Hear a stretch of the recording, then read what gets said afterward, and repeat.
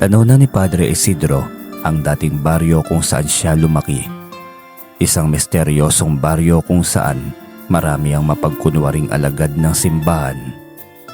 Ngunit pagsapit ng dilim, walang pili sa kung sino man ang nais atakihin para pagsaluhan ng buong angkan. Magandang araw po, Padre Isidro. Ako si Junior, isa sa mga sakristan ng simbahan. Pakilala sa kanya ng lumapit na sakristang edad 20 pataas kung titignan sa itsura. Malawak ang mga ngiti nito, maamo ang muka.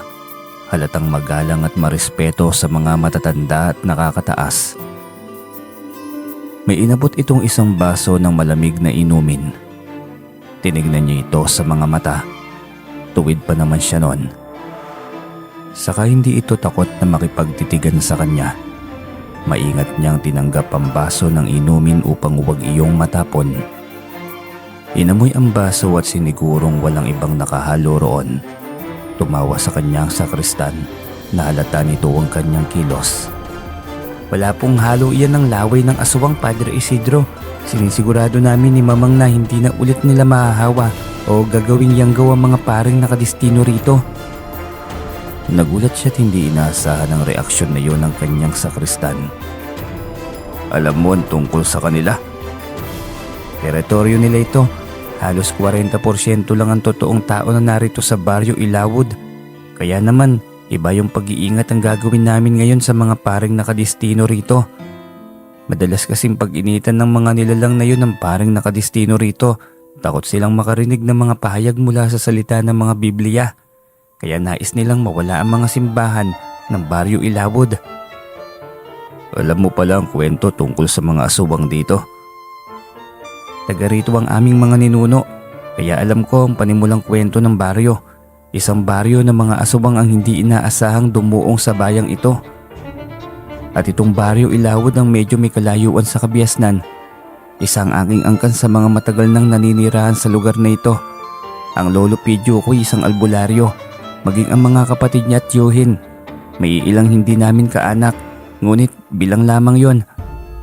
Masaya ang samahan at bayanihan sa lugar na ito, kaya lang ay biglang pumasok ang iilang angkan ng mga aswang sa baryo. Hindi dalawa, kundi 3 pamilya. Marami sila. 6:00 pa lamang doon ng gabi ay nagmistulang nakakatakot na ang lugar. Kapag ganoong oras sila ang naghahari sa buong baryo. Nakakatakot na mga hagik-gikan kapag gabi. Minsan kapag marupok ang bahay, nagagawa nila itong pasukin at atakihin ang mga nasa loob. Marami na rin akong angkan na napaslang ng mga halimaw na yon. Ang iba'y inasawa. Mapanlin lang ang mga aswang, Padre Isidro. Napakagwapo at napakaganda nila sa araw. Mistulang mga angkan ng maharlika. Iyon pala'y nakakatakot at mabangis na aswang sa gabi. Mahabang kwento pa ng binata. Muling naglalaro sa kanyang balintataw ang mga nakakapangilabot na tagpo noong panahong kabataan pa niya. Buntis ang kanyang ina sa kanyang bunsong kapatid noon, habang ang tatay niya'y hirap ng makakilos. Dahil unti-unting nilalamon ng sakit na tuberkulosis ang baga nito. 8 taong gulang pa lamang siya, wala siyang magawa kundi ang tingnan ng ama at ina niyang nilalamon ng mga halimaw na aswang. Kasama ang mga kapatid na 4 na taong gulang, saka ang nasa sinapupunan ng ina na nasa 8 buwan pa lamang. Isang buong angkan ng mga aswangan na nalasa, nasa 4, 2 anak at mga magulang. Kaya imbis na gantihan o labanan ng mga ito, ay animoy nanonood siya ng palabas na isang nakakapangilabot na eksena. Noong taong 1940s, "Busog na ako. Paano pa natin mauubos sa mga katawan na ito? Pwede nating dalhin ang mga ina para may utosan tayo sa bahay." "Hindi na. Sakripisyo pa sa atin kapag mayanggaw yan. E di mapipisto ang ating angkan. Alam niyong isang kapitan del baryo ang iyong ama. Dagitin na lamang natin. Pwede pa yung mamayang madaling araw." Nanginginig siya sa takot na marinig yon.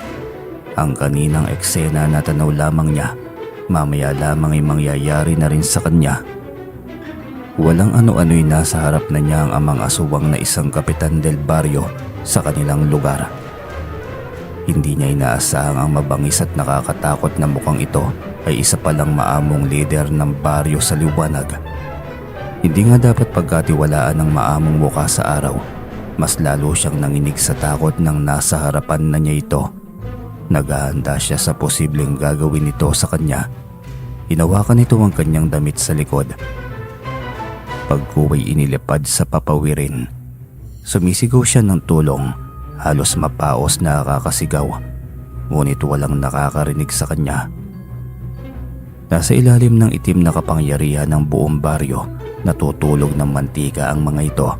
Kaya kahit anong pagsisigaw niya walang makakarinig sa kanya. Nagtaka siya dahil dinala siya ng mga ito sa malayo. Hindi na yung sakop ng baryo Ilawod. Anong gagawin niyo sa akin? Saan niyo ako dadalhin? Dadalhin ka namin sa yungib kung saan kami madalas na nagtitipon-tipon na buong aswang. Naisip kong gawin kang alay sa aming pinuno upang bumalik na siyang muli sa pagkabata. Uwi ka ng amang aswang. Yakap niya ang kanyang sarili dahil sa lamig ng gabi. Pakiramdam niya'y malalaglag siya kaya napakapit na lamang siya habang humihingi ng kaligtasan sa amang nasa itaas. Habang lumilipad ng sabay-sabay ang buong angkan ay panay ang hagik-gik ng mga ito. Mga salita nilang tila nagkakatuwaan. May nadaanan silang isang kubo at doon ay narinig niya ang isang usal ng orasyon. Maklem, Shalikok, Halikaboktyam! Malakas na sigaw ng matanda. Biglang tila hindi na makaalis ang apat na aswang. Kumampay ang mga ito ng kumampay ngunit hirap ang mga itong makausad. Yan ang bagay sa inyo. Sige, tignan natin kung makakaalis kayo dyan hanggang sa masikatan kayo ng araw. Dinig niya pang sigaw ng isang matanda. Hayop ka! Hindi ko na kaya. Kailangan ko ng bitiwan ng batang ito. Uwi ka ng aswang na may hawak sa kanya. Pagka-uwi ka nito'y walang pasabi siya nitong binitiwan. Umiyaw siya habang takot na takot sa posibleng pagbagsak sa lupa.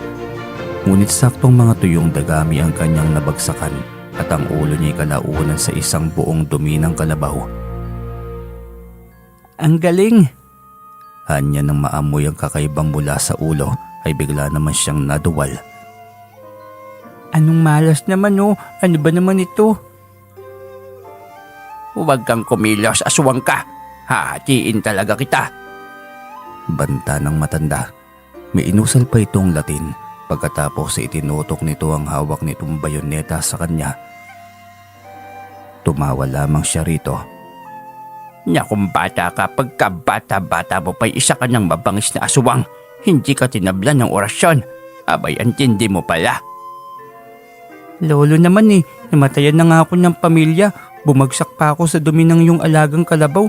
Pagbibintangan mo pa akong isang mabangis na aswang. Grabe namang kamalasan nito. Ay, kung hindi ka aswang, bakit ka nakalipad? Bakit ka bumagsak sa usal kong orasyon? Yung angkan ng mga aswang ang inusalan mo ng orasyon, ayun, bumalik sa kanilang daan. Ako ang kanilang bihag, binitiwan dahil sa hindi makayanan ng bigat. Ay, sus Mariosep, kang bata ka, pastilan ani, oy! Halika, bumangot ka dyan. Agad siya nitong inilalayan patungo sa balon. Kung bata ka, butit nagkamali ng daan ng mga aswang na yon. Kung hindi ay naging... Alay lolo, alay sa kanilang sobrang tanda ng pinuno. Iyon yung narinig ko Ay, ako yaon, kaya maligo ka na. Nakahanda ng malaking palayok. Lolo naman, alam ko namang hindi ka aswang. Natatakot nga sila sa iyo Ay, biro lang naman. Binibiro lang kita. Makikita kasi sa mga mata mo ang lungkot. Sandali at ikakabit ko lamang itong Petromax sa tabi ng balon. Ikukuha na lamang kita ng sabon para mawala yung amoy na dumikit sa iyo. Kainaman na hindi ko akalaing bibiyayaan ako ng isang bata para alagaan. Salamat po, Lolo. Lolo Isyo ang tawag sa akin. Iyon na rin ang itawag mo. Salamat po, Lolo Isyo. Ako po si Isidro, Lolo. Sido ang madalas itawag sa akin ng aking mga magulang. Walang anuman, Sido. Kainaman, muntik pa kitang maletsyon ng bayonetang regalo sa akin ng lolo kong hapon. Buti na lamang at hindi ako nagpadalos-dalos. Lechon talaga ang labas mo kapag nagkataon. Lechon talaga ang labas kapag nagkataon, Lolo. Biro pa niya. Umagigig ang matanda sa kanyang biro. Ang totoo'y masakit ang loob niya at hindi niya kayang iwaglit ang mga biruan nila sa pagkawala ng kanyang buong pamilya. Buong buhay niya'y magiging bangungot iyon sa kanya. Habang naliligo ay sumama sa tubig na binubuhos niya sa kanyang ulo. Ang mga luhang dumadaloy sa kanyang mga mata. Hindi niya pwedeng ipakita sa kahit kanino na umiiyak siya. Mahina siya. Kailangan niyang lakasan ng kanyang loob. Maghihiganti pa siya. Uubusin niya ang lahat ng lahi ng mga aswang. Malas lamang ng mga ito na binigyan pa siya ng pagkakataon para mabuhay. Ang pagbabalik niya sa huli ang magiging kalbaryo sa buhay ng mga mandurugas na mga aswang. Binihisan siya ng matanda, tinuring na parang tunay na apo. Ikinuwento niya rito ang lahat ng nangyari, maging ang kanyang planong paghihiganti. Huwag kang mag-alala, lahat ng madalakas na anting-anting na orasyon ay ituturo ko sa iyo. Maging ang aking lumang baton na minana pa sa aking mga kanununuan noong panahon ng mga Kastila. Wala nang ibang magmamana nito, kaya sa iyo ko nito ibibigay. Siguro nga'y nakalaan sa iyo ang mga karunungan kong ito. Sadyang ipinabagsak ka ng Diyos sa aking bakuran. Dahil ikaw ang magmamana nitong lahat. Kung hindi mo mamasamain, Lolo Isyo, saan na nga ba pala yung mga pamilya mo? Naging malungkot ang mga mata ng matanda. Malumanay itong tumugon. Iyan ang ayaw na ayaw kong pag-usapan, Sido. Kaya hanggat maaari ay wag mo na akong tanungin tungkol dyan. Kung ayaw mong magalit ako sa iyo. Pasensya na po, Lolo. Hindi na po mauulit. Hindi ko po alam eh. Oo nga pala, matanda na ako kaya dadalhin kita sa bayan. Ihahabilin kita kay Papa Damiano. Isang obispo yon. Doon ay kaya kanyang pag-aralin mula elementarya at kapag gusto mong mag-aral ng pagiging pare, ay sagot lahat ng simbahan ng iyong matrikula. Huwag kang mag-alala at dadalaw ako lagi kapag natutunan mo na ang lahat ng anting-anting at bihasa ka na sa paggamit. Ibibigay ko na sa iyo ang baton na pag-aari ko. Napakaswerte ko nga na dito ako napadpad sa iyong tahanan, Lolo Isyo. Sobrang swerte kaya maraming salamat. Walang anuman, Sido. 93 na ako, sobrang tanda na. Kaya't hanggat maaari ay aralin mo ang lahat ng anting-anting na mayroon ako, Sido. Sige po, nakahanda po ako anumang oras. Maraming salamat po ulit. Mabuti at kapag nangyari man na hindi na ako makadalaw sa iyo sa kumbento, huwag mo na akong hanapin dito sa aking tahanan. Ibig sabihin ako'y tuluyan nang namaalam. Masakit pakinggan dahil ito na lamang ang nagiging sandigan niya. Ngunit wala siyang magawa dahil gaya ng sinasabi nito, sobrang tanda na nga nito. Balik tayo sa taong 1990s. 5 dekada ang nakaraan. Heto na siya't nagbabalik.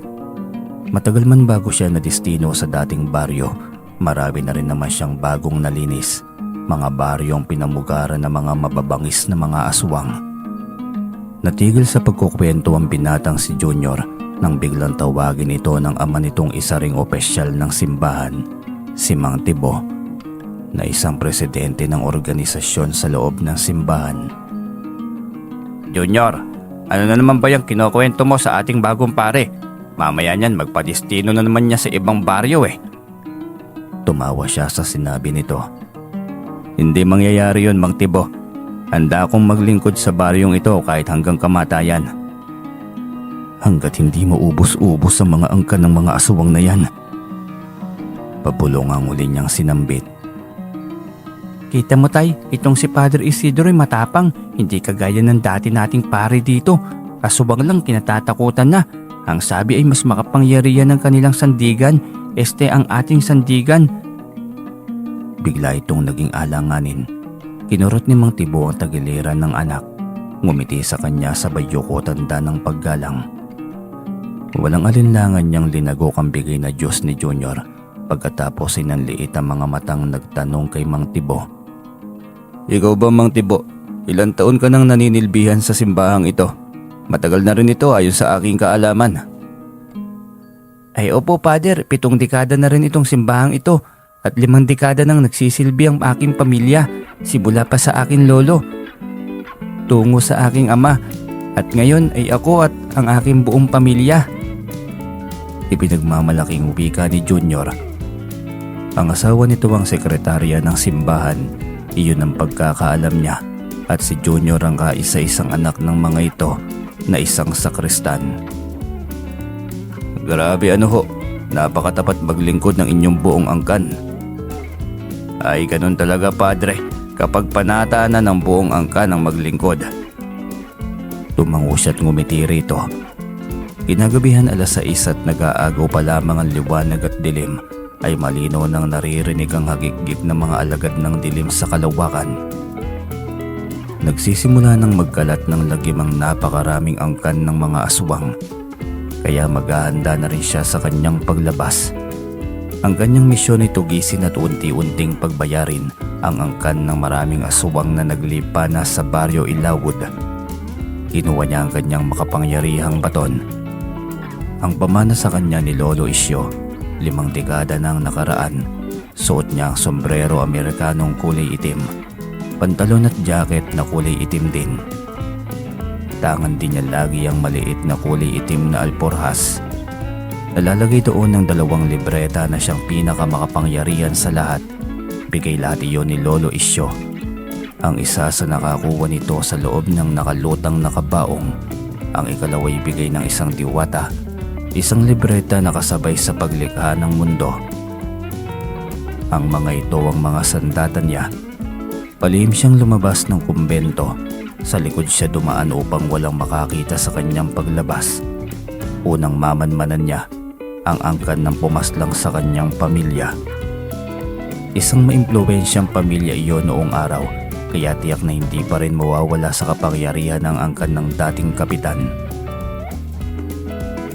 Inusal niya ang orasyon ng taga-bulag upang malaya siyang makalakad sa kung saan niya gustong pumunta.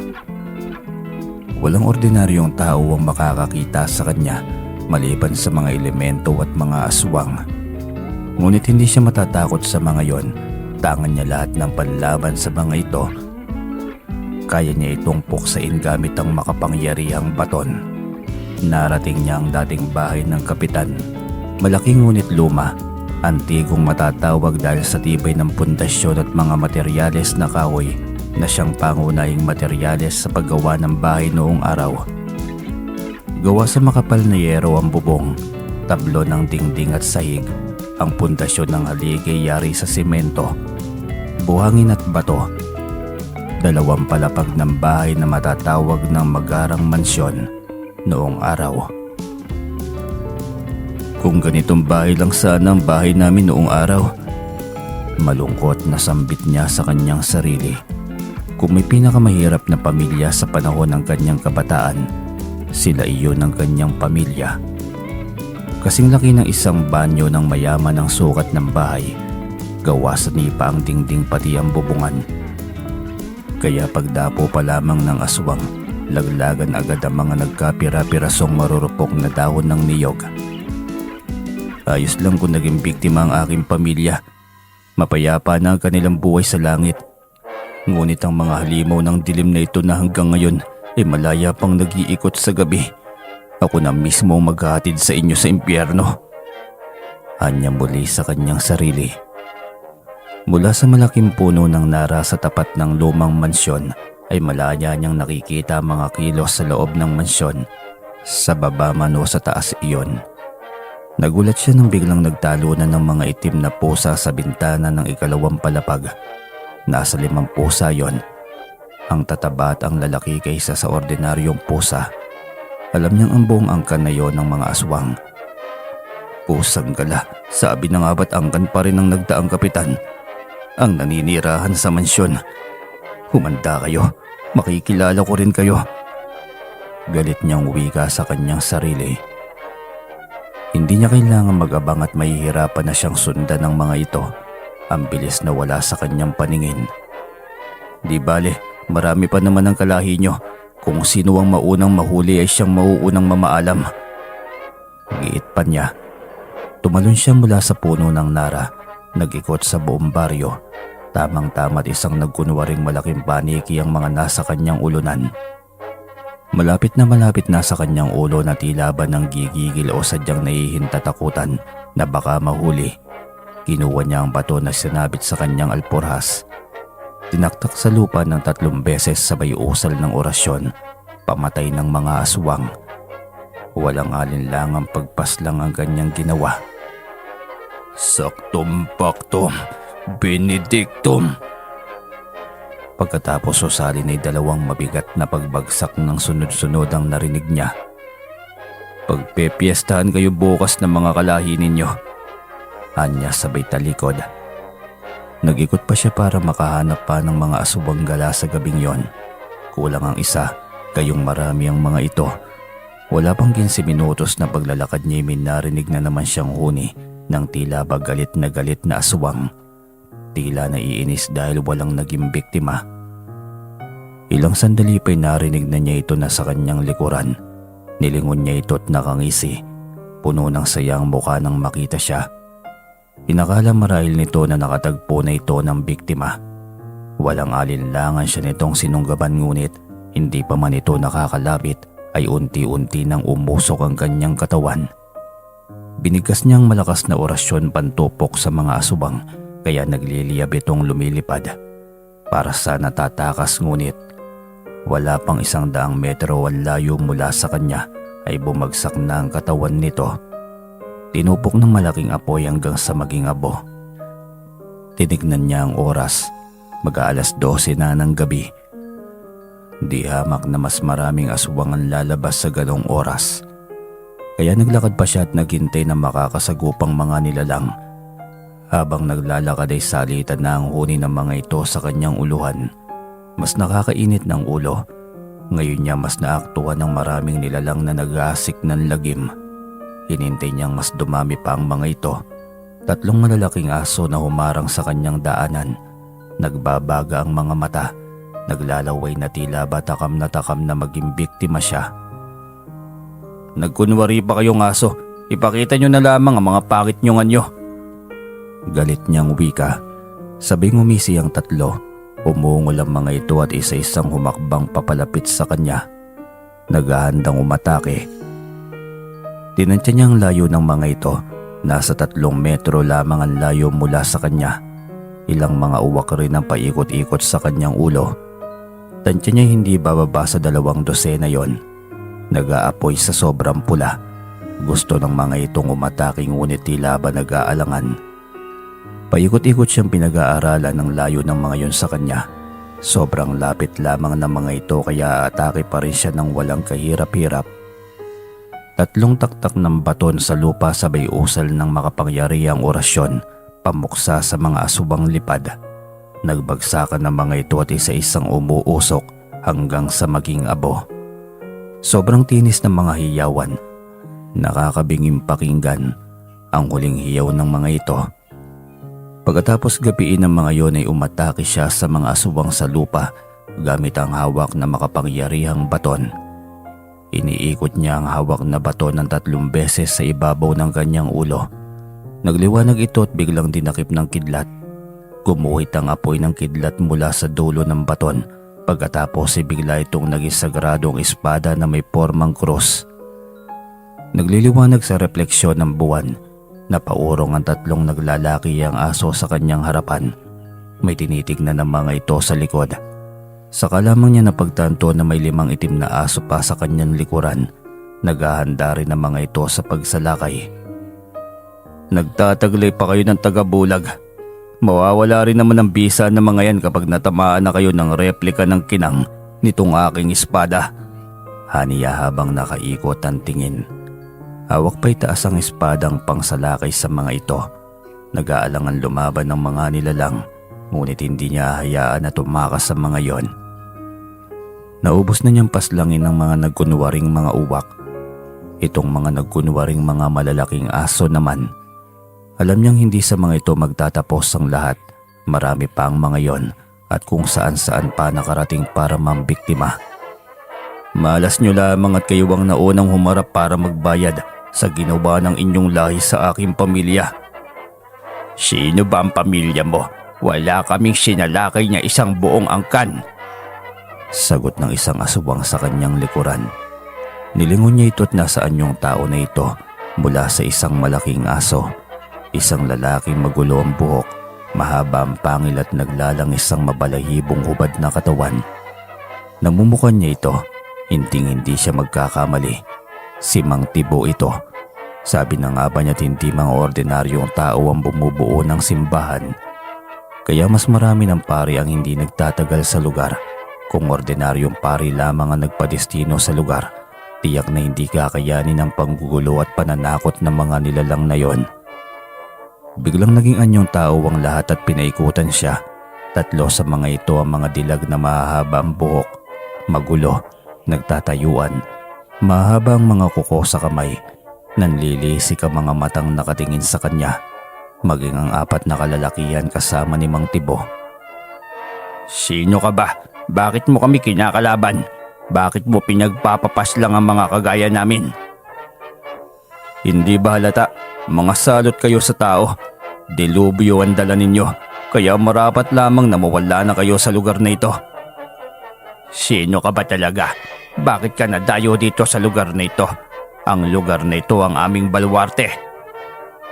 Baluarte? Baluarte na inagaw ninyo. Hindi kayo ang naunang nanirahan dito. Dapat bumalik na kayo kung saan kayo nanggaling. Kaya dinala dito ng aming kaninu-ninuan ng aming angkan ay dahil unti-unting pinapaslang ng berdugo ng mga aswang ang aming angkan at kauri.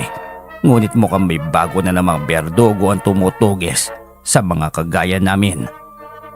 At hindi ko hahayaan na may maiwan kahit na isa man sa lahi ninyo. Uubusin ko kayo. Ibabalik ko sa tahimik ang baryong ito. Hindi namin hahayaan yon. Kung sino ka man, makikilala ka rin namin. Makikilala nyo naman ako sa tamang panahon. Hindi na nga pala, dahil sa gabing ito'y magwawakas na ang inyong mga buhay. Iniangat niya ang hawak na espada, buong lakas na pinaghahampas ang mga yon. Taglay ng mga ito ang anting-anting ng tagabulag kaya pinaglalaroan siya ng 7 aswang na kanyang nakaharap. May mawawala at may susulpot na animoy isang kabote. Halatang ginagalit siya ng mga yon. Sige lang at maglaro pa tayo ng tagu-taguan. Tignan lang natin kung maililigtas nyo ang inyong mga sarili.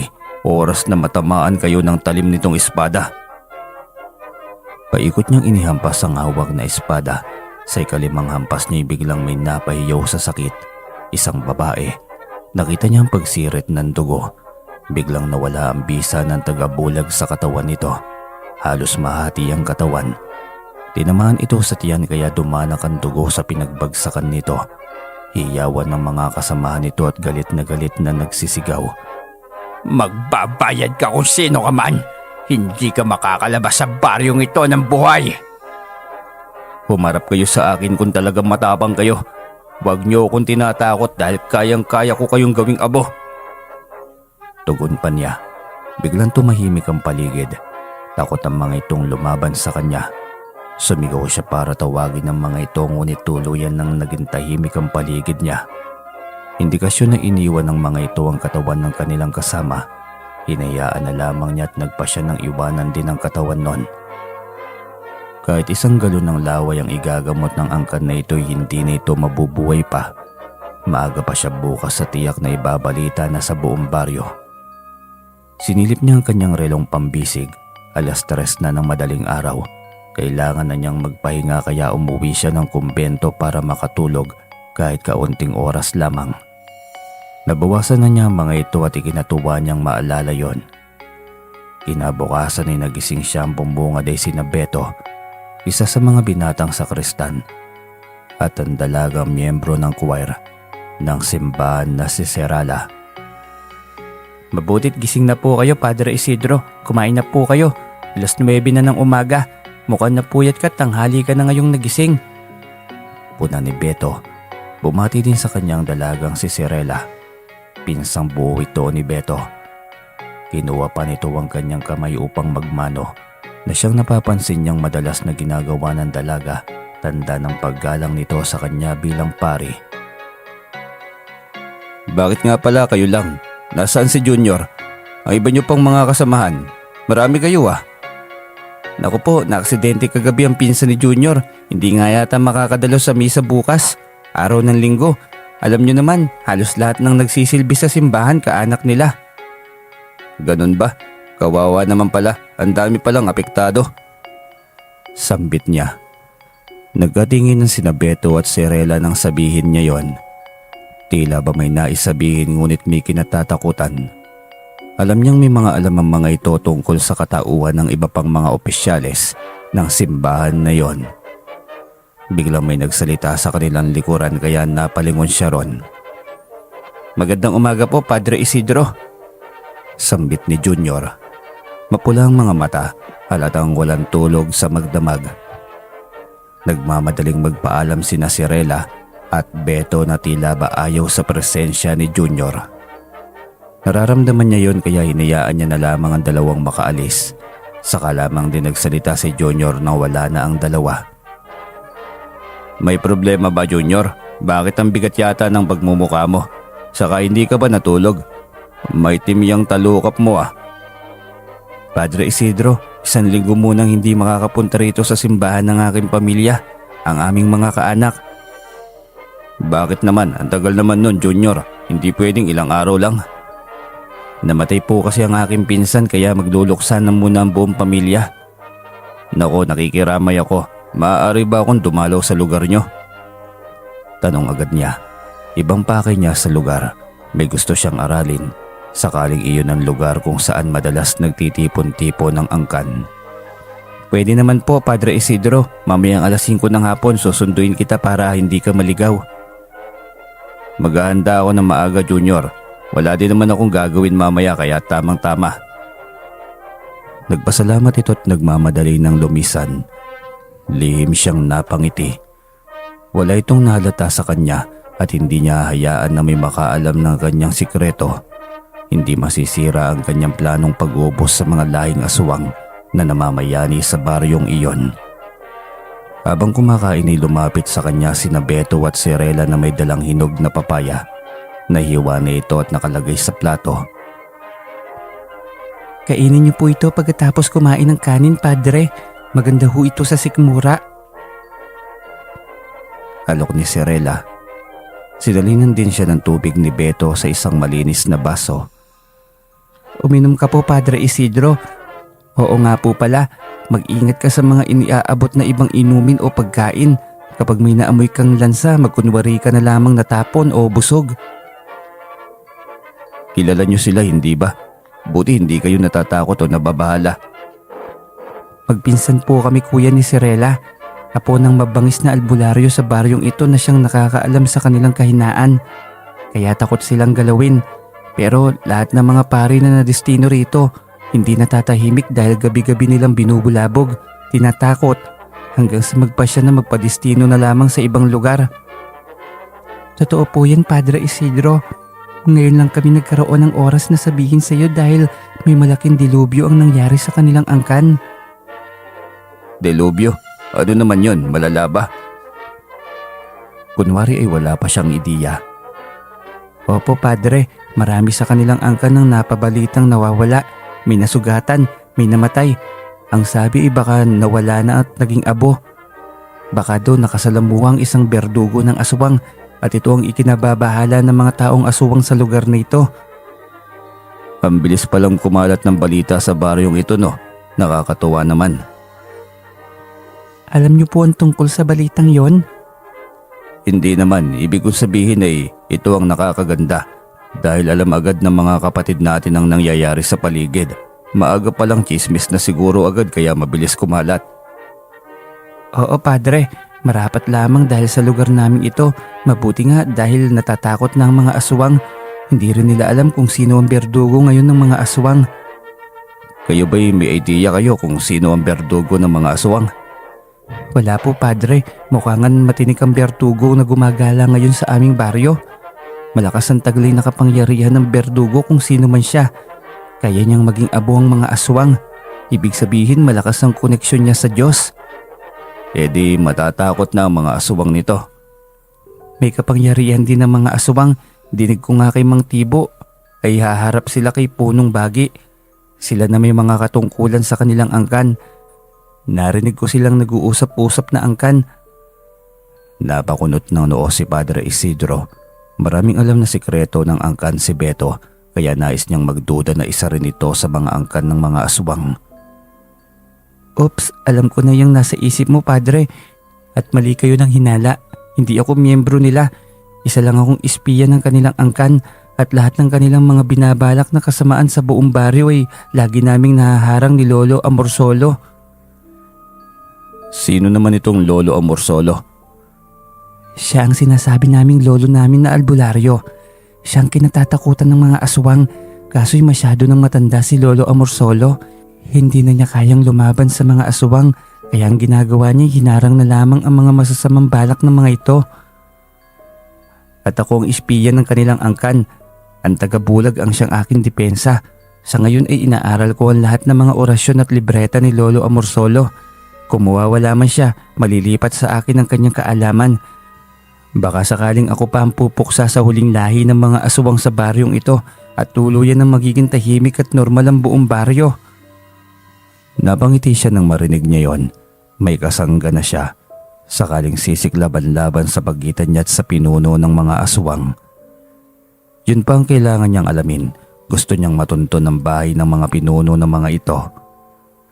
Ito ang dapat niyang mapaslang upang tuluyan ng mabuwag ang lakas ng samahan ng kadiliman. Mamayang hapon, pwede mo ba akong samahan sa kanila, Junior? Baka may madiskubre pa tayong bagay ron, malay natin, di ba? Nagkatinginan ng magpinsan nang sabihin niya yon. Anong oras po, Padre? Pwedeng-pwede. Sasama kami sa'yo. Ganap na 5:00, susunduin ako ni Junior. Ako ang sasama, Padre. Kuya Beto, alam mo nang gagawin mo. Nahimigan niyang naisabihin ng dalaga. Magiging proteksyon nila si Beto. Gagamitin ito ang anting-anting ng tagabulag. Ganap na 5:00 ng hapon nang dumating si Junior. Handa na siya't maging si Serela. Nagtataka si Junior na tinignan si Serela, kaya sinabi ng pari na dito na magpapasama siya. Bakit, Kuya Junior, ayaw mo ba akong sumama? Mabigat yata loob mo sa akin. Hindi naman. O siya, halina kayo. Naghihintay ang aking angkan sa'yo, Padre Isidro. Sige, nakasunod lang kami. Salamat at pumayag ka na sumama si Serela. Ang totoo'y wala naman siyang balak sumama, ako lamang ang nagpumilit. 20 minutos ang kanilang naging lakad bago narating ang pinakadulo at nasa tuktok na halos ng bundok na teritoryo ng angkan nila Junior. Pasensya na, Padre, malayo talaga itong sa amin. Ikaw, Serela, hindi ka pa ba napagod? Ngayon lang kayo nadayo dito sa aming lugar ah. Ayos lang, sanay naman ako sa lakad tuwing nagmimisyon. Sa bagay nga naman, kaunti na lang nasa bahay na tayo nila Tia. Nangangamoy adobong karne, kakaibang amoy, nakakagutom, animoy minantika sa gata. Nakapagluto na rin pala sila, ang bango ng ulam na niluluto nila.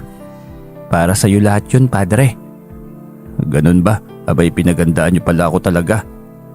Anya sabay tingin kay Serela. Kinindatan niya ito, nakarehistro ang pagkabahala kaya binigyan niya ito ng seguridad sa pamamagitan ng pagkindat. Ngunit tila hirap tibagin ang kalooban nito. Anong karne yun? Baka may allergy si Padre Isidro. Maraming bawal sa kanya kung hindi mo pa alam. Baboy lang naman ang madalas na kinakatay, di ba? Kaya yun ang niluto ng aking angkan. Siguro naman walang allergy sa karne ng baboy, di ba? Sabi na allergy si Padre Isidro sa karne ng baboy. Kaya nga madalas ay isda ang niluluto namin sa kanya. O di naman kaya igulay. Ganun ba? Magagawan naman niya ng paraan, ako ang bahala. Si tatay. Muling rumihistro sa mukha ng dalaga ang pag-aalala Ngunit sa pagkakataong yun ay siya na nagsalita sabay kindat sa dalaga. "Huwag mo na akong alalahanin, Serela. May baon akong gamot para sa allergies." Tugon nito. Hindi na muling nagsalita ang dalaga nang sa wakas ay bumungad sa kanila ang bakuran ng kaanak ni Junior. Itim ang kortina sa harapan ng itim ding kabaong. Ngunit nagtataka siya dahil puro matatanda ang naroon. Mga babae at lalaki na hindi maipintan lungkot na nakarehistro sa muka. Mahaba rin ang buhok na halos nakatuntun na sa lupa. "Nasaan na mga kaidaran mo, Junior? Bakit puro lola at lolo mo narito?" Alanganing sumagot si Junior. Baka bukas pa po ng umaga sila, Padre Isidro. Bali sa gabi matanda. Sa araw yung mga kabataan." "Yun na nga po, Padre." Nanliit ang mga mata niyang tumango. Napaka-weirdong ang angkan, ngunit hindi na nakapagtataka. Ganoon sila kapag may namatay sa pagkakaalam niya. Hindi ang mga ito makapambiktima kaya nagluluksa. Kaya ang batang mukha ay bumabalik sa pagtanda tuwing gabi. Magiging bata lamang ito kapag sa araw. Nang makita sila ng mga ito na papalapit ay kanya-kanyang tago ang mga yon. Naiwan ang iilang mga lalaking matatanda. Lumapit ang mga ito sa kanya. Bumati at nakipagkamay. Ngunit hindi makatagal ang mga ito sa pagkakahawak sa kanya. Animoy napapaso ang mga ito tuwing nahahawakan niya. "Pasensya na, Padre. May ilap talaga sa mga tao yan. Hindi nga sila nagpupunta ng simbahan. Kami lang ng aking pamilya." "May mga ganun talaga, Junior. Naiintindihan ko yon." Diretso siya sa paglapit sa kabaong upang silipin ang loob. Ganun na lamang ang pagkagulat niya nang makitang matanda at kulubot ang nasa loob ng kabaong. Magandang dalaga na may mahabang buhok ang naging biktima niya ng gabing yon. Hindi siya magkakamali. Ngayon ay napagtanto niyang mga bangkila ng angkan ng aswang na namumugad sa baryo. Magiging matanda ang mga ito kapag hindi na makapambiktima. At posibleng hindi magiging bata ang mga nakasalamuhan niyang mga matatanda kanina. Hanggat hindi mailibing ang kanilang namayapang angkan at hindi sila muling makababalik sa pambibiktima at hindi babalik ang pagiging bata ng kanilang itsura. "Kayo lamang ang nagpupuyat. Wala kayong pasugalan. E di aantukin kayo nito. Medyo may kahirapang marating ang lugar nito. Maputik din ang daan." "Oo nga po, Padre Isidro. Tago na itong lugar kaya wala nang pasugalan." "Wala po, Padre. Natatakot silang umakyat dito." Sabat ni Serela. Napatitig dito si Junior kaya biglang binawi yon ni Serela. "Ibig kong sabihin, kuya, nakakatakot naman talaga yung ganitong lugar. Nasa tuktok na halos ng bundok. Napakalayo sa kapitbahay kaya takot silang pumunta." "Tama ka, Serela, ganyan nga." Muli ito nagpaalam dahil ihahanda na nito ang kanilang hapunan. Sunod-sunod ang paglunok ni Serela. Halatang kinakabahan ngunit pasimpleng pinisil ni Padre Isidro ang kanyang balikat. Mula sa di kalayuan ay malinaw nilang nakikita si Beto. Tiyak na taglay nito ang tagabulag kaya hindi ito napapansin ng ibang naroon. "Junior, nasaan ba dito yung banyo? Kanina pa kasi sumasakit ang tiyan ko, baka pwedeng magbawas muna." "Halika, Padre, ituturo ko sa iyo." Agad siya nitong ikiniya at sa pagkakahakbang ng 5 ay tinuro na nito sa kanyang nasabing banyo. Agad siyang nagpasalamat at tinungo yon. Nang nasa harap ng banyo ay napatingin siya sa gawing kanan. May isa pang malaki at konkretong bahay, tahimik at madilim. Ngunit ang nakaago ng pansin ay ang pulang kandila na natatanaw niya. Maramit na sa 100 nakasindi sa loob ng malaking bahay. Sa pagtataka niya pinuntahan niya yon. Inikot muna niya ang kanyang paningin. Siniguro niyang walang makakakita sa kanya. Mabilis ang bawat hakbang niya palapit dito. Pumwesto siya sa madilim na gilid ng bintana kung saan malaya niyang makita at marinig ang mga usapan ng mga naroon sa loob. Nasa 4 ang naaninag niyang tao nang makapwesto ay unti-unti niyang naulinigan ang mga usapan ng nasa loob. Unti-unting naging malinaw sa kanyang pandinig. Nabanggit ang isang pamilyar na boses, ang pangalan ni Punong Bagi, kaya tiyak siyang nasa loob ito. Nakinig pa rin siya sa usapan hanggang sa marinig niya ang matanda. Tiyak siyang ito si Bagi. Kaunti na lamang ang nalalabing oras. Kapag hindi nyo pa nahanap ang babaeng birhen na may lahing albularyo, hindi na ako muling babalik sa pagkabata. 3 dekada nyo na akong hindi nahahanapan. Punong Bagi, aking lolo, may minamatyagan na akong batang babae. Ang pinsan ni Beto na apo ng matandang magaling na albularyo na kinatatakutan naming lahat, si Amorsolo. Narinig niya ang wika ni Mang Tibo. Hinding-hindi siya magkakamali sa pagkakarinig niya. Si Mang Tibo ito. Maging ang tindig nito habang nakatalikod sa kanya. Napakuyom ang kanyang kamay na pagtanto niyang mahirap ubusin ang lahi nito. Masyadong maraming ritual, maraming angking kapangyarihan, ngunit sinisiguro niyang mauubos sa mga yon. Si Serela, kailangan niya itong protektahan. Kailangan niyang sabihin kay Beto ang lahat. Nagmadali siyang umalis ron.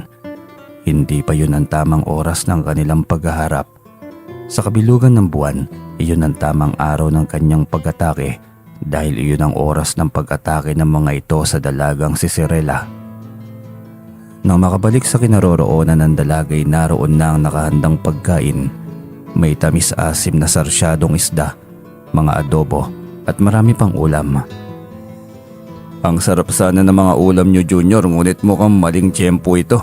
Dadalaw na lang ako muli sa ibang araw, Junior. Sobrang sakit ng tiyan ko. Hindi ko alam kung bakit, baka sa binigay sa aking pagkain kanina ni Serela. Magsasalita sana si Serela nang bigla niya itong kinindatan. Nagpasya na rin si Junior na ihatid sila kaya nagpasalamat agad siya rito. Wala namang ibang paramdam ng mga aswang sa gabing yon. Marahil nga ay nagluluksa. O di kaya'y dahil nariyan si Junior. Umuwi din agad ito matapos silang maihatid. Naroon si Beto pagdating nila. Masama ang titig ni Junior dito ngunit baliwala yun sa binata. Agad nitong nilapitan sina Padre at si Rela nang silang dalawa na lamang. Narinig mo rin kanina, di ba, Padre Isidro? Ang alin doon, Beto? Ang tungkol kay si Rela. Naroon ka rin ba? Napakunot ang noo ni si Rela sa kanilang pinag-uusapan kaya sumabat na rin ito. Tungkol saan, Kuya Beto? Ikaw ang balak ni Mang Tibo at ng buong angkan na maging alay sa kanilang pinuno. Hala, ba't ako? Dahil anak ka ng isang angkan ng babaylan, isang albularyo kaya nananalaytay sa iyong dugo ang iyong lolo Amorsolo. Isa pa, isa kang birhen at iyon ang pinakamahalaga. Rumihistro ang takot sa mukha ng dalaga. Gayon pa man ipinawi yon ng pinsan. Sinigurong hindi mangyayari ang makuha ito ng mga lahi ng mga aswang. Kasama niyo ako sa laban. Huwag kayo mag-alala dahil hindi ko kayo pababayaan. Mababangis at malalakas sila. May taglay na kapangyarihan. Anong laban natin sa kanila? Malalaman mo rin sa tamang panahon. Basta sinisiguro ko sa iyo, Serela, ang mga kagaya nila'y hindi dapat katakutan. Naniniwala ako sa iyo, Padre, kaya salamat sa pagsama mo sa amin. Sa susunod na araw ay kabilugan na ng buwan. Pagtitipon-tipon silang buong asubang. Magtitiwala ba kayo sa akin? Ano pong ibig mong sabihin, Padre? Hayaan yung dalhin nila si Serela. Sa ganoong paraan ay matutupok natin ang buong angkan nila. Hindi ko yata kayang ipahamak ang buhay ng aking pinsan. Hindi ako papayag. Hindi ko kayo pababayaan. Ako ang bahala. Sundin niyo lamang ang utos ko. Hindi matatapos ang dilubyo sa baryong ito hanggat hindi maubos-ubos ang angkan nila, Junior. Nag-isip muli si Beto. Napakunot ang noo habang nakatitig sa kanya. Sino ka ba talaga, Padre Isidro? Saka mo na ako kilalanin ng gusto kapag nagtagumpay na ang misyon ko. Sa ngayon, si Padre Isidro na muna. Walang mga itong magawa. Naiwang misteryo sa mga ito ang kanyang pagkatao. Pero kailangan niyang gawin yon dahil hindi pa tapos ang kanyang misyon hanggat hindi matatapos at hanggat hindi magtatagumpay. Walang makakaalam ng kanyang ikalawang katauhan. Oo nga pala, dumito muna kayo sa kumbento. Dito kayo matulog para masigurong ligtas kayo. Malalim na ang gabi. Naku po, Padre, paumanhin subalit hindi papayag ang mga magulang ni Serela. Napakahigpit ng mga yon. Pasensya na po Padre, sobrang maalalahanin kasi si Nanay. Padre Isidro, hindi yun makakatulog hanggat hindi kami kumpleto na buong mag-anak sa bahay. Naiintindihan ko, sige. Ihatid ko na lamang kayo. Hindi na Padre Isidro, gaya ng sinabi ko. Takot sa amin ang angkan ng mga aswang. Sigurado ba kayo? Opo Padre Isidro, sigurado po ako. Magalang niyan tugon. Binigyan niya ng basbas ang pag-uwi ng magpinsan. Lihim niyang inusalan ng Latin para proteksyon sa mga ito hanggang sa makarating ang dalawa sa kani-kanilang bahay. Hindi siya makatulog ng gabing yon. Inaral niya sa kung paanong paraan magagapi ang angkan ng mga aswang. Hindi niya palalampasin ang pagkakataong ito. Alam niyang kararating lamang niya sa baryo at hindi pa dapat oras para gawin ang bagay na ito. Subalit ang paggawa ng ritual ng mga ito ay isang dekada pa muling magaganap. At hindi niya rin nahayaan na may mangyaring masama kay Sirela. Hindi niya gugustuhin mangyari ang bagay na yon.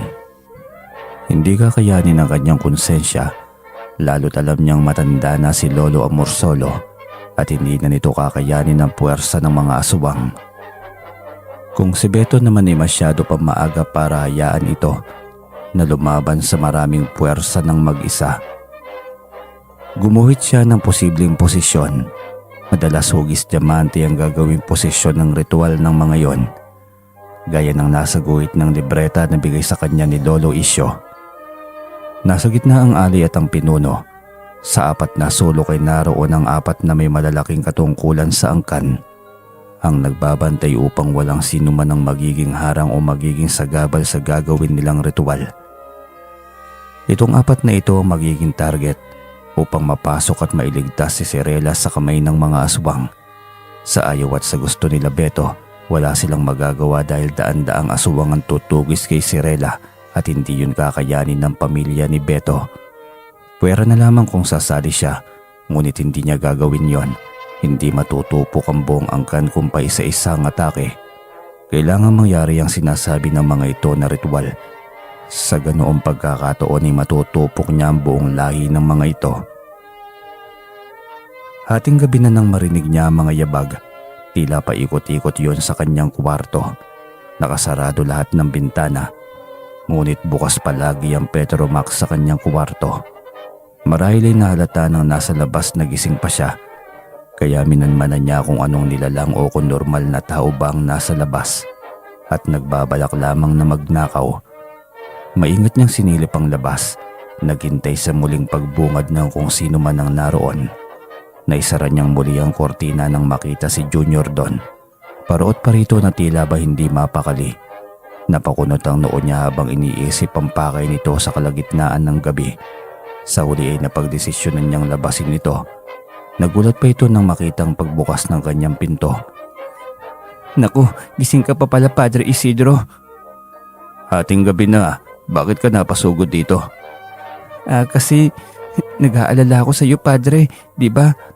Masakit yung tiyan mo. Ayos na ako, uminom na ako ng gamot. Mabuti kung ganun Padre.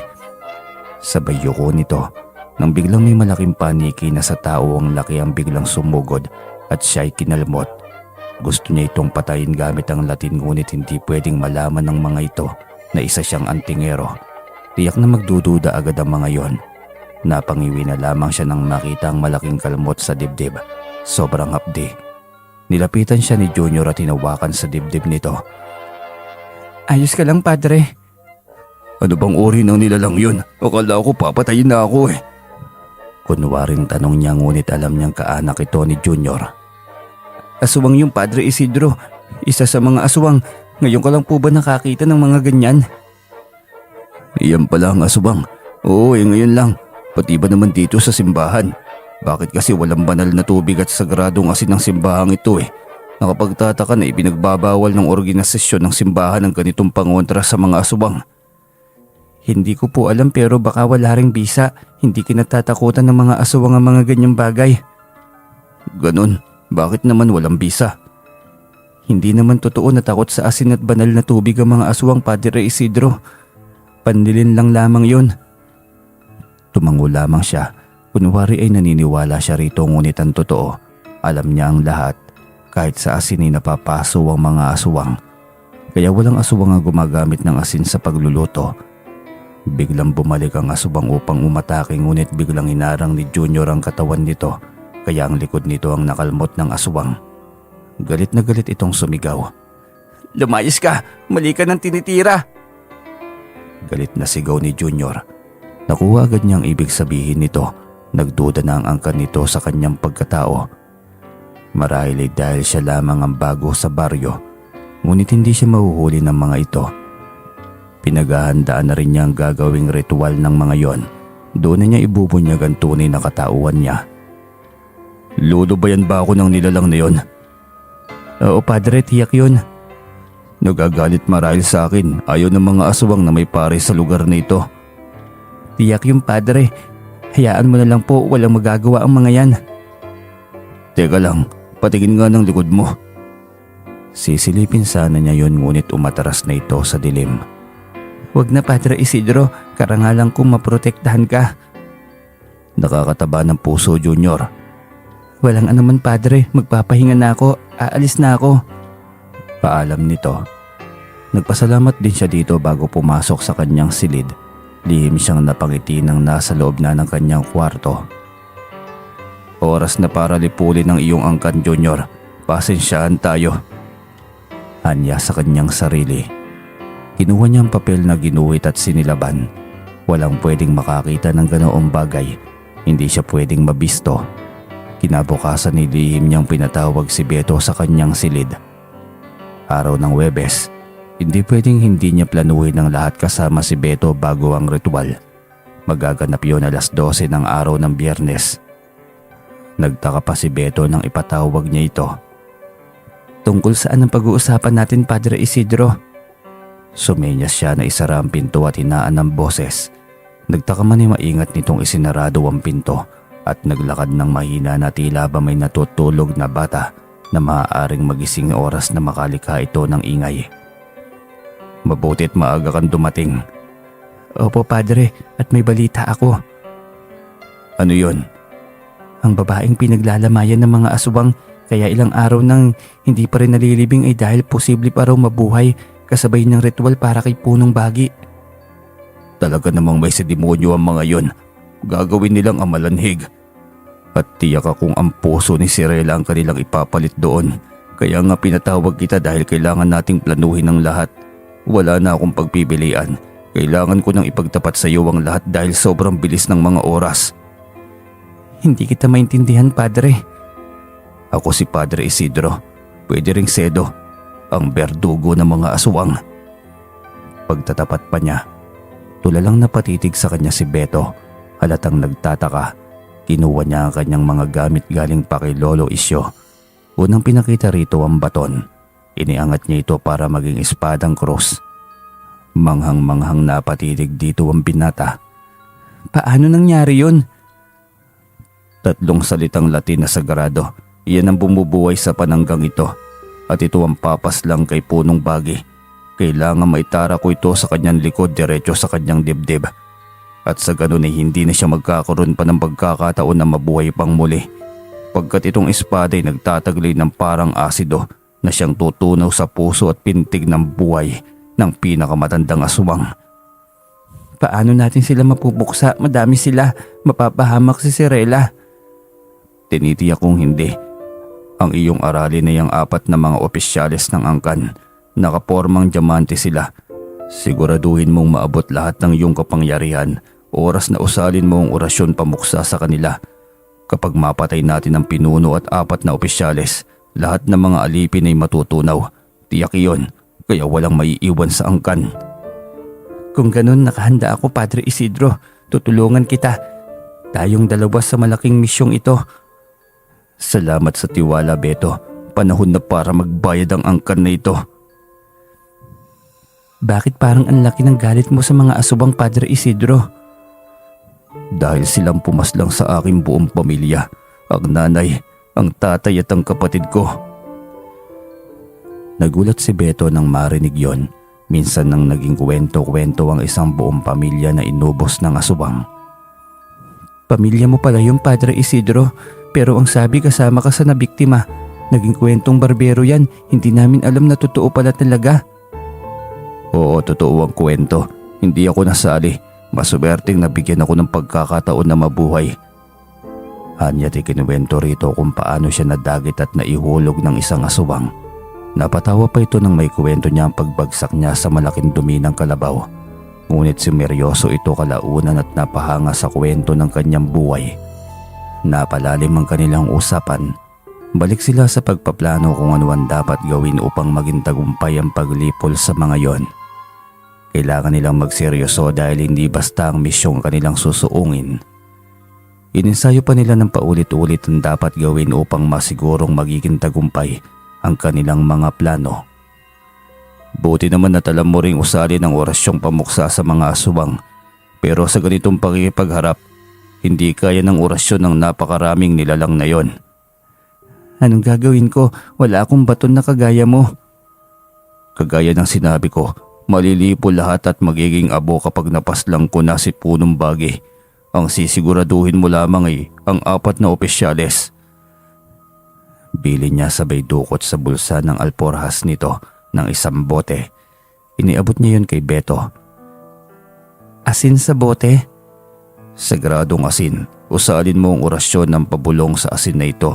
Pagkatapos ay isaboy mo sa kanilang 4. Kailangan mong gawin kapag inatake ko na si Punong Bagi.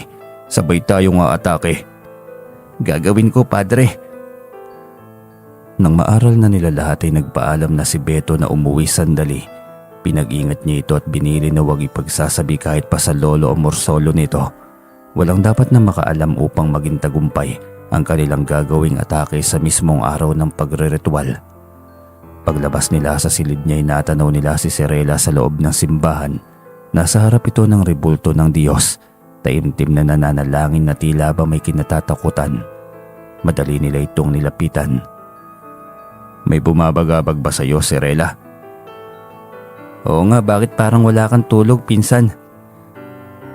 Ang sama ng bangungot ko kagabi, Kuya Beto, Padre Isidro, sobrang sama. Ano ba yun? Kinuha ang puso ko, inilagay sa isang namatay na prinsesa ng mga asubang. Nabuhay ako ulit sa katauhan ng isang asubang. Ayoko ng panaginip na yon. Nagkatinginan sila ni Beto. Nakikita na ni Cirela sa panaginip ang mangyayari sa kabilugan ng buwan. Huwag mo nang isipin pa yan, hindi mangyayari yan. Magdasal ka bago matulog, Cirela, para hindi ka binabangungot. Oo nga pala, Cirela, bukas huwag kang lalabas ng bahay. Bakit po, Kuya Beto? Paano naman ang obligasyon ko sa simbahan? Wala pa naman lahat. Tayong dalawa na lamang ang pabalik-balik dito. Paano si Padre Isidro? Ako na munang bahala kay Padre Isidro. Hindi siya kumibo sa sinabi ni Beto. Hindi nito alam na parte yun ng plano ang maging pain si Cirela sa mga aswang. At kahit itago man ito ni Beto, wala pa rin siyang magawa. Kinabukasan na sa ispa lamang ng hapon ay naglakad na siya patungo sa tuktok ng bundok kung saan pinaglalamayan ng isa sa angkan ni Junior. Binili niya kay Beto na sumunod ito nang sa ganon ay makapwesto sila ng maaga. Doon gagawin ng ritual ayon sa lawak ng lugar at taguyon sa mga kababaryo. Sa gitna lang ng bundok ang nilinis, samantalang sa paanan ay masukal. Akalain mong walang nakatira sa itaas nun. Alam niyang malayang makarating si Beto sa bundok dahil may tangan din itong tagabulag. Malaking tulong para sa kanila, para sa kanilang malaking plano. Akala niya aabutin pa ng 1 dekada bago maubos ang lahi ng mga aswang. Hindi sumagi sa isip niya noon na posibleng magtitipon-tipon ng lahat ng angkan para sa isang ritual. Kaya isang atake na lamang. Pumwesto siya sa isang punong kahoy malapit sa isang nakahandang paglalatagan kay Cirela. Positibo, doon gaganapin ang pagtitipon. May pormang diamante kung saan gagawin ang ritual. Sa gitna ang mahabang latagan para higaan ng biktima. May ilang kababaihan ang naghahanda. May sinindihan ng mga itong itim na kandila. Nakahilera sa buong paligid ng paglalatagan ng alay. Nakahanda at umaapoy na rin ang ilalim ng higanting palayok. Mga salot sa taong bayan ang angkan na ito, kaya kailangan nang matapos ang paghahari-harian niyo sa baryo. Galit pa niyang saad sa kanyang sarili.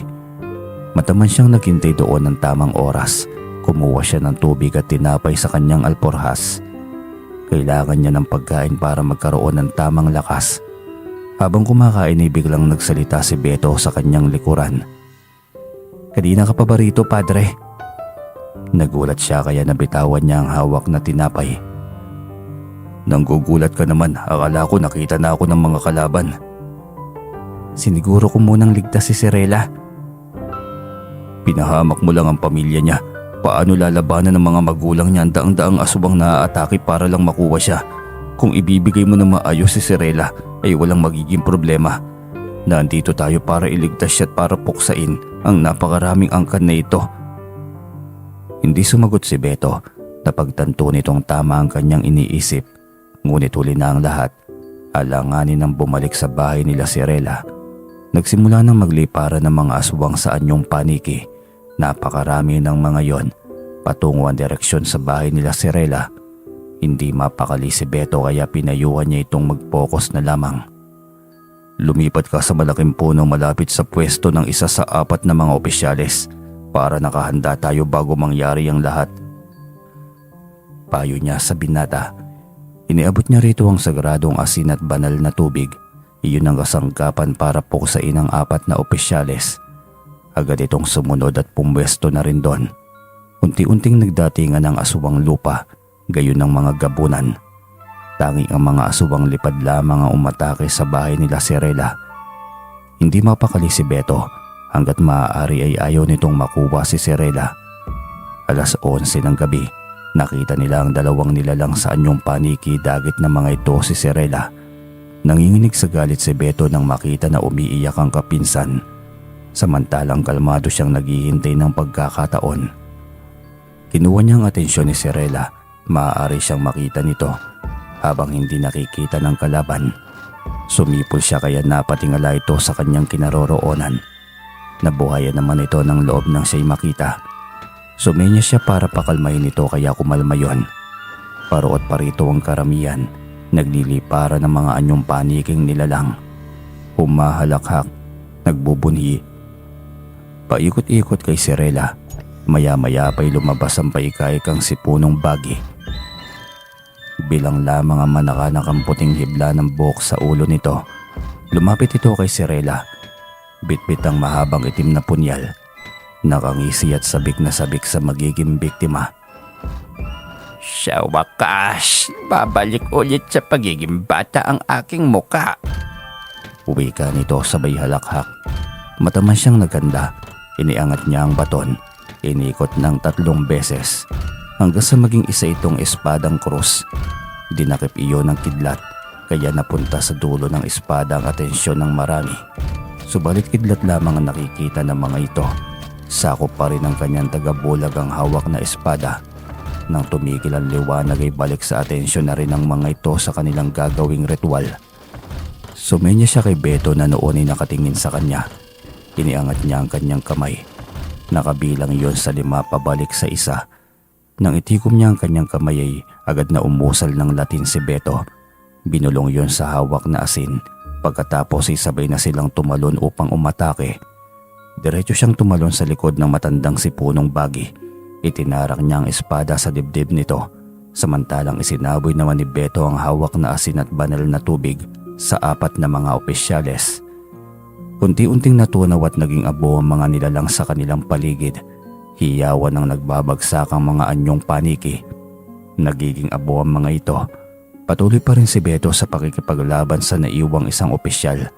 Batuhan ng Latin habang si punong bagay ay unti-unting kinakain ng usok ang dibdib na natarakan ng espada. Lumalaki ang butas nito sa dibdib habang unti-unting nagiging abo. Kumalap hanggang sa tuluyan ng natupok ang katawan. Naiwan ang espada na noon ay bumalik na sa pagiging anyong baton. Tapos na ang misyon. Sambit ni Padre Isidro. Agad niyang nilapitan si Sirela na noon ay umiiyak. Kinalagan niya ito mula sa pagkakagapos. Huwag ka nang matakot. Ligtas na ang buong baryo. Wala nang mga aswang na maghahari-harian dito. Wala nang aking ama't ina, maging ang mga kapatid ko'y nadamay. Pinatay nilang lahat. Kasalanan ko kung sana nakinig na lamang ako kay Padre Isidro. Wika naman ni Beto mula sa likuran. Tapos na nitong gapiin ang kahuli-huli ang opisyal. Inalalayan niyang makabangon si Serela. Pagkatapos ay nilapitan si Beto at tinapik sa balikat. Naiintindihan ko, nangangamba kang baka hindi natin mailigtas si Serela. Magpakatatag na lamang kayo. Alam ko ang pakiramdam na mawala ng buong pamilya, Serela. Dumaan ako sa ganito. Tatagan mo lamang ang loob mo. Paano na ako nito? Nandito pa naman kaming pamilya mo. Huwag ka mag-alala. Hindi ka namin pababayaan, Serela.